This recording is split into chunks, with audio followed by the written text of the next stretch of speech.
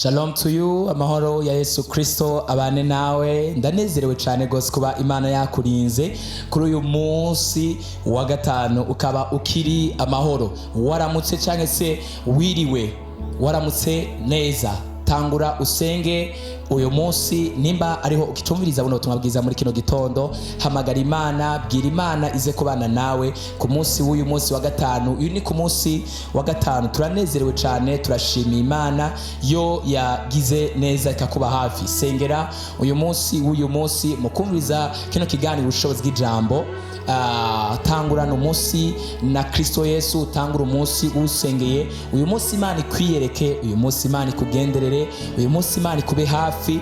Ndagusengeye ngo uyu munsi Imana igukorere igitangaza utigeze kubona mu buzima bwawe, icumugisha kidasanzwe. Imana ikuremere amahoro, Imana ikuremere umunezero, Imana ikuremere ibidasanzwe, Imana iguhindurire amateka, Imana iguhindurire identite yawe, Imana ikugirire neza. Guhindurirwa identite si guhindura bijya byanditse kuri identite yawe, oya, ni guhindurirwa izina, adresse, ni guhindurirwa amateka, ni guhindurirwa ibihe, ni guhabwa iyindi image cyangwa se iyindi shusho. Yesu Kristo akugirire neza, umwami wacu, data wa twese yaremye isi n'ijuru, akugire neza. Ndanezerewe cyane gose. Rero jewe uri kurumva ni Nitezuwera Justin, sanzwe ndabashikiriza kino kiganiro Ubushobozi Bw'ijambo buri munsi guhera ku munsi wa mbere gushika ku munsi wa gatandatu kuri WhatsApp. Ama audio agenda kuri WhatsApp, kuri Facebook no kuri YouTube. Nimba uri kurumviriza kuri YouTube, fyonda subscribe, hanyuma ushire kuri stat yawe kugira ngo n'abagenzi bawe bashobore, ushire kuri share, posting kuri stat yawe kugira ngo n'abagenzi bawe barushirize guhezagirwa n'ubutumwa bwiza. Hanyuma niba ari kuri Facebook, fyonda partage kugira ngo n'abandi bashobore kubona ubutumwa bwiza. Fyonda like. Umwami Yesu aguhereze umugisha. Yesu Kristo akugire neza. Niba ari kuri WhatsApp naho rungikira mu group atandukanye uriko ufise muri telefone kugira ngo n'abandi barushize kubohoka no gufashwa n'ijambo ry'Imana. Nimba wahezagiwe, God bless you. Rero ku munsi w'ejo wa kane twaraganiriye ku ijambo rivuga nti wumire kucufise ntihagire ugutwara igitsibo cawe. Naravuze ibitsibo vy'umuntu nicazanye Satani, naravuze ko nta kindi cazanye umwana Satani. Naravuze ko Satani anezererwa imisi yose iyo abona wakubititse wicaye mu cumba wagize ubwoba, uvuga ni what is going to happen, what is the next, uri kwiyumvira ibigiye kuba ku buzima bwawe, ariko abona ko yagukubise ahababaza kabisa, akagufatisha neza. Aranezererwa iyo abarozi bakujyanitse mu cumba, amaguru yawe bayamugaje, amatwi yawe bayazibye, amaso yawe bayugaye, umugongo wawe bawuvunaguye, wivuje kwa muganga bikanka, wagerageje bikanka. Aranezererwa. Umviriza rero ikintu cambere kimunezera gusumba ibindi bintu byose, aranezererwa iyo abona uri mu murongo w'agahinda n'umubabaro, hanyuma akagushira muri depression nayo akayirengana, akanakugarira mu murongo w'ivyaha, ukidroga kugira ngo uronke amahoro, ukidroga kugira ngo uryame, kugira ngo usinzire, ibiyoga, ibitabi, imogi zitandukanye kugira ngo wumve ko uronke amahoro. Nagenda kubwira ivyo nta mahoro biguha, bizokutwara ubwenge gatoya, ariko ntago bizokugumana, ntago bizoguma muri wewe, bizohera. Kandi bya bibazo vyawe ntago uzosanga byaheze, uzobisanga ahandi nyene. Ariko hari umwe, haleluya, uyo umwe ariwe Yesu Kristo. Niwe wenyine ashobora kumara ibibazo vyawe, niwe wenyine ashobora kumara stress yawe no mu murongo, no mu bihe vy'ibibazo, ukumva ufise amahoro utazi yava. Muririmbyi yararimbye Apollinaire rima ngo igituma ndirimba nuko mfise amahoro adatangwa n'iyi si. Iyo hari bingoye hirya hino nta nzira, numva ijwi ry'umukunzi ambwira ngo ntutinye, fear not. Haleluya. Umwami Yesu akugirire neza. Uyo wenyine Yesu Kristo, mu gihe uzoba wagize stress y'ubuzima, mu gihe umugabo azoba yakubabaje, mu gihe abavukanye bazoba baguhemukiye, mu gihe umuryango uzoba wagutereranye, mu gihe umugore azoba yakubabaje, mu gihe umugore azoba yagutereranye, mu gihe abo wize wasize kwa amaso bazoba bagutereranye, uyu mugabo, haleluya, azoza n'ijwi rirenga avuge nti ndagukunda. Naho abandi bakwanse, still my love is at you. Urukundo rwanje ruracari kuri wewe kandi ruragutse cyane go gose. Umwami Yesu nahabwa icubahiro, ntazobirekeraho gusa, ace n'inzira akugura imiryango, azana abagukunda, azana abaguba hafi, azana abagufasha, naho abantu bo kuvaho. Yesu azokuremera abandi basha, Yesu azogarura n'amahorasyo, Yesu azugura n'iyindi miryango. Umwami Yesu nashimwe cyane. So naravuze nti hari ibintu bitandukanye Satani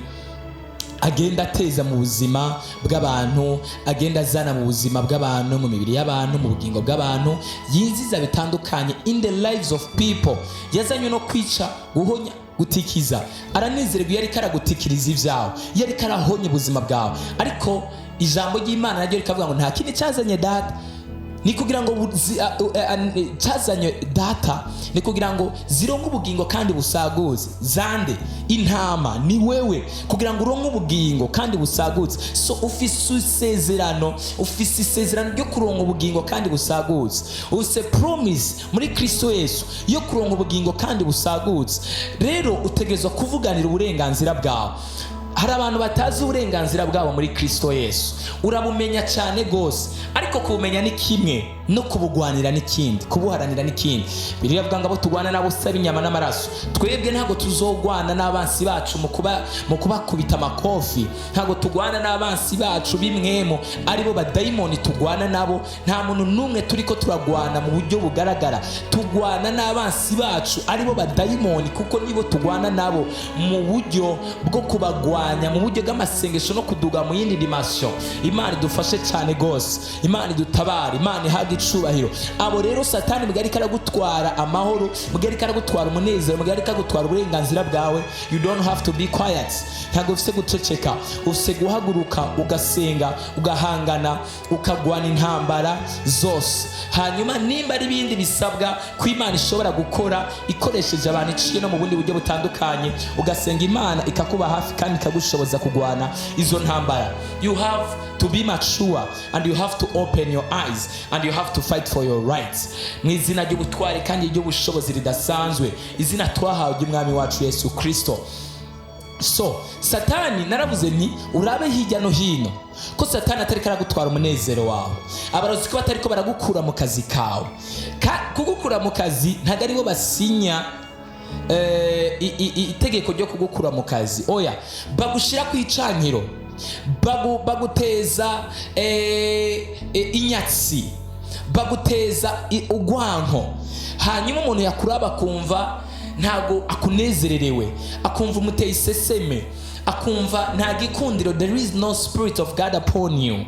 Hanyuma akavugana uyu muntu ndumva tutobandanya turi kumwe. Satani ahagurutsa umurozi akaguteza ubugwayi. Ntusubire kuja mu kazi, ntutonde mu kazi.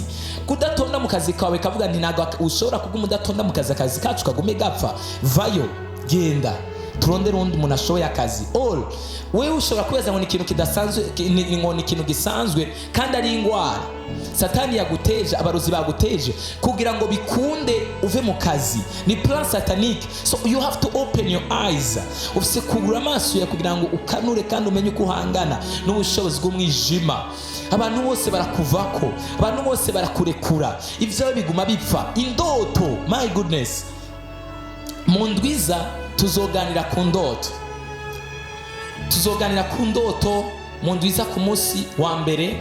Tuzoganira ku ndoto zitandukanye, ariko ubu sizo ngomba kuvugako. Umwami Yesu nadufashe cyane gose. Ariko ndashaka kwanza ubanze umenye muri izi nyigisho uriko urumviriza. Satani nta bintu yagutwaye, kandi mu kubigutwara ntiwabimenya, ntiwaba maso, ntiwakanura. Ariko ndagusengeye ngo Imana igarura icawe mu izina rya Yesu. Yesu Kristo agomba kukuzira mu buzima bwawe, agomba kugura umugisha wawe, agomba kugura n'ubuzima bwawe. But you have to open your eyes. Wugura amaso yawe mu izina rya Yesu Kristo, kuko arahagaze kandi yiteguye kukugirira neza, kandi nta kindi cyamuzanye, yiteguye kukugirira neza. Ijambo ry'Imana muri Daniel bice byaho bya 10 byabwiye marayika yamanutse kuri Daniel. Mikayeli aramubwira ni kuva washiriye umutima kukugororoka ugasenga, isengesho ryawe ryarumviswe. Hallelujah. Isengesho ryawe ryarumviswe. So Daniel yararavye hirya no hino, aravuga ngo Satani ariko arantwara uburenganzira, ariko arangwanya. I have to seek my God, nkahanga amaso ijuru, nkatumbereza amaso mu kirere kugira ngo uburenganzira bwanje ntibushobore gutwarwa. Mu izina rya Yesu Kristo ndasengeye umwene data, mwami Yesu mutabara, uburenganzira bwiwe ariko aramutwara Satani mu kazi, abakiriya Satani ariko arabatwara. Ndamusaba igikundiro uyu munsi niyaza kudandaza, guhera uyu munsi agiye mu kazi kiwe aronka abakiriya atigeze kuronka, imiryango yuguruke y'ubuzima bwiwe. Icyo Satani ariko aramunyaga, icyo Satani yamutwaye, igitsibo ciwe Satani yamutwaye, igitsibo ciwe cyangwa se umugisha wiwe Satani yamutwaye, ndawugaruje kubw'ubushobozi bw'Imana. Marayika Mikayeli amuvuganire, uburenganzira bwiwe bugaruke mu izina rya Yesu Kristo. Dusenga kandi twizeye, mwami Yesu arushize kubona ukuboko kwawe mu izina ryawe Yesu Kristo, twizeye kandi twizigiye, amen. Mwami Yesu umugire neza, wifuza kamana ko ubutumwa bwiza n'isi yose tuwandikire kuri 69 95 35 ubusa 6. Shalom to you.